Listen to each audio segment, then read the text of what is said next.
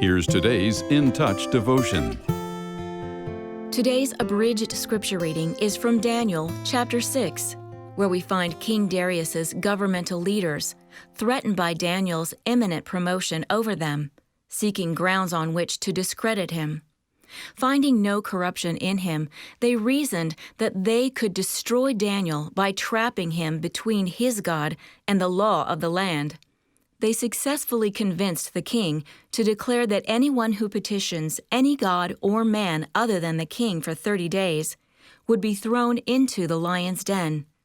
When, as expected, they found Daniel continuing to pray to the one true God, even though he knew the king had signed the injunction, they said to the king in verse 13, "Daniel pays no attention to you, O king, or to the injunction which you signed, but keeps offering his prayer 3 times a day." The king was deeply distressed and set his mind on delivering Daniel.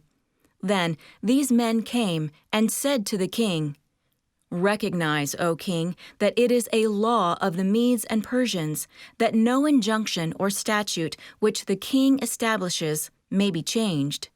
Then the king gave orders, and Daniel was brought in and thrown into the lion's den.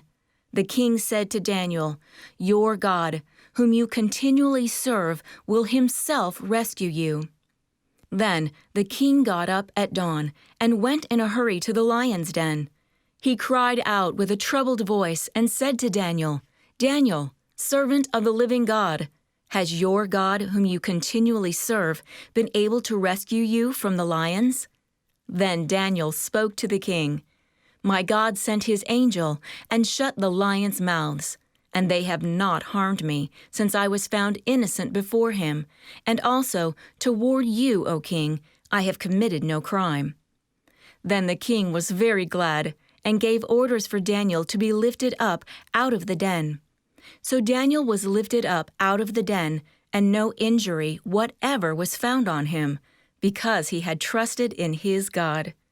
Then Darius the king wrote to all the peoples, nations, and populations of all languages who were living in all the land, "May your peace be great.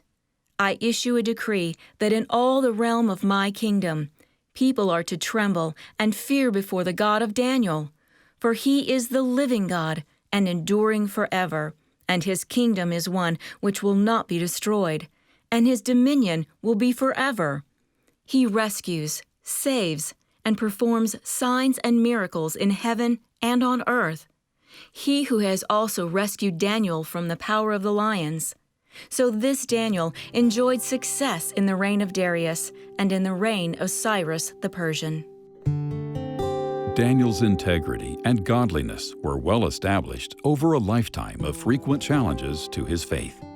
Since his teen years, he faithfully lived out his commitment to the Lord, and when he was an old man, he was thrown into a den of lions because of his refusal to compromise. In this way, God displayed his power and faithfulness to his servants, while also using Daniel as a witness to a pagan king. If you're a believer, is your unwavering devotion to Christ a witness to others? Too many Christians have a commitment of convenience. They'll stay faithful as long as it's safe and doesn't involve risk, rejection, or criticism. Instead of standing alone in the face of challenge or temptation, they cave to pressure. That's not just a personal issue, because who will want to follow our God if we ourselves won't follow him? Remember, the way we respond to life either draws others to Jesus or pushes them away. If you desire to be like Daniel, practice your commitment to Christ both privately and publicly. The time you spend alone with God and His Word, with the intention of acting on what you learn, will transform your character and strengthen your resolve to stand for truth in an unbelieving world.